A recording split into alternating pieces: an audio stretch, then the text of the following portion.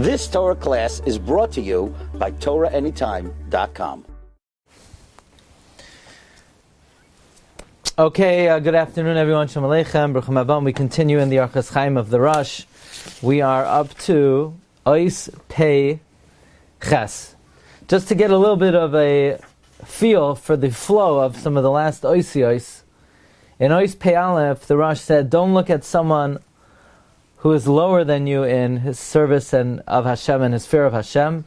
Rather, look to someone greater than you. So that is a admonition to humble oneself. Not to think, wow, look how much I've accomplished. Look how much more I've accomplished than others. Rather, one should look at those who are greater than them to humble themselves. Then in Ois Pei Beis, the Rosh said, don't lift your hand to your friend, even if he curses your father and mother before you. So here again, the Rosh is saying, don't be so empowered. Be a little bit humbled and meek. In Ois Pei Gimel, the Rosh says, don't speak badly about any creation. Don't make accusations or rechilas against anyone. Again, here the Rosh is saying to keep a low profile. Then, in Ois Pei Daled, the Rosh says, don't answer with brazenness to someone who says something that is not in accordance with your will. Again, a similar type of idea. In Ois Pei Hei, the Rosh says that even if you're not speaking loud, don't allow your voice to be heard outside. Don't cry out don't scream like an animal. And the Rosh says, Dvarecha yia benachas. Again, the Rosh is encouraging humility. In Ois Pei Vav, the Rosh warns us against embarrassing someone publicly. It could bring to a loss of Olam Haba. In Ois Pei Zayin, the Rosh said, even if you have to overcome and prevail against someone, don't show all of your power. So again, this is all the theme of not acting in an empowered way, but instead one should humble and lower themselves. And therefore, following this, in Ois Pei Ches, the Rosh says, Al tirdoif achar hakavod. Don't run after honor. Do not rise up to a level that's not fit for you. So again, this is all part of the midah of anivos, not to run after kavod. Now, Reb Chaim Kanievsky Zechat Gavracha, in his commentary on the Orchos Chaim of the Rosh Hasam Archoisav, Reb Chaim quotes many Mekoros of this idea not to run after kavod. In Derech Eretz Zuta, Reb Chaim says, don't run after don't run after kavod. In Erevin, Yud Gimel Beis, anyone who runs after kavod runs away from them. In Avos, kavod is one of the three things that take a person out of this world. And as we know, the Mesilas Yesharim tells us in Nekiyos Perek Yud Aleph that kavod is the biggest motivator in one's life. HaKavod hu adoichek es leva adam yoser mikol chukos v'achem nashvaylam. More than anything in this world, more than physical desire, kavod is the biggest motivator. If not for kavod, a person wouldn't need to eat good food or dress in nice clothing or get a special job. No, it's all of the pursuit of taiva is primarily fueled by kavod.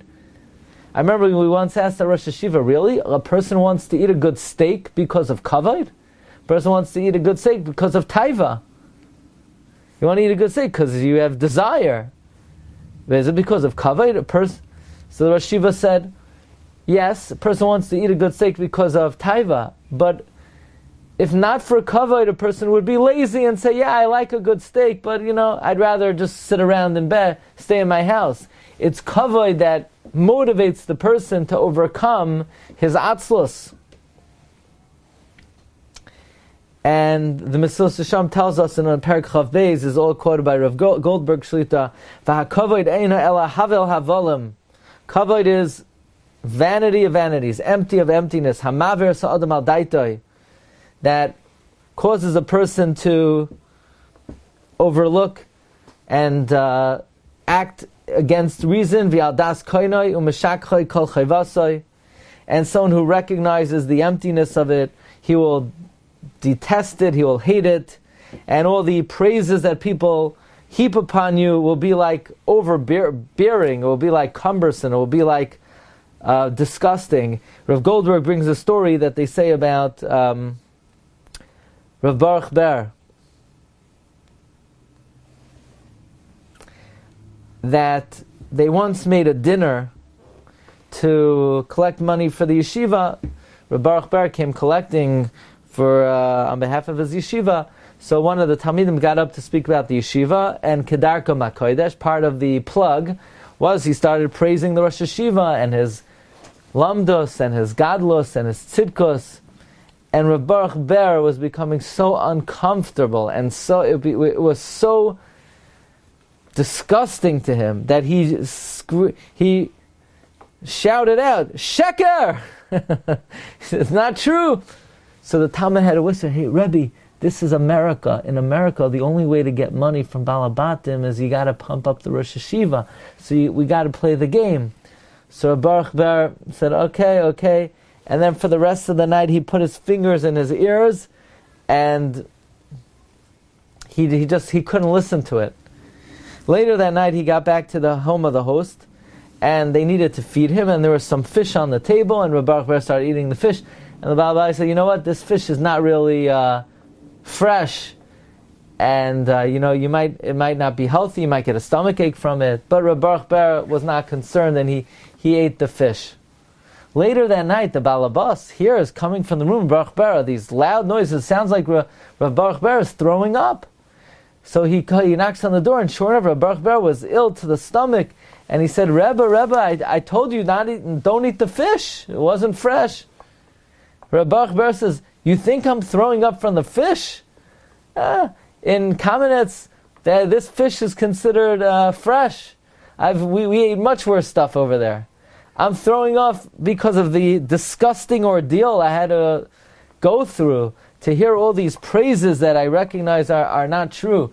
I just saw today the Chafetz Chaim once printed a letter that Chazal say that if they praise you that you know 2 Masechtas and you only know one, you're mechuyev to tell them I only know one.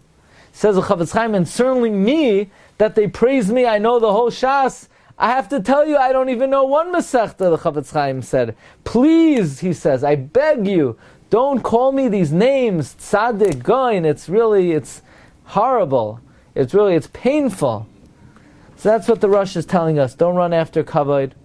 Don't raise yourself up to a Maila that's not really fitting for you, because Kavod is really something which is a creation of our imagination, and it has no intrinsic value. It doesn't help us at all, and it's something that we should stay away from pursuing. Okay, we're going to hold it here. We'll continue Be'ez Hashem tomorrow with Ois Pei Tes. Wishing everyone a wonderful night. Kol Tov. You've just experienced another Torah class brought to you by TorahAnytime.com.